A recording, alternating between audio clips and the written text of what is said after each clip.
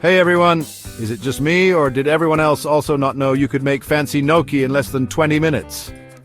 Let's get cooking! First, you'll need some gnocchi, bought from the store or made at home, it's all good. Get a pot of water boiling with some salt, throw in the gnocchi, and cook them until they float to the top. That's about 2 or 3 minutes. Super easy, right? Okay, now for the fun part, butter and sage.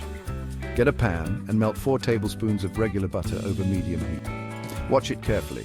When the butter starts to bubble and turns a light brown color, it's ready.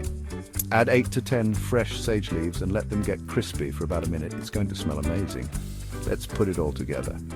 Take your cooked gnocchi and put them in the pan with the butter and sage. Make sure all the gnocchi get covered in that yummy, buttery sauce.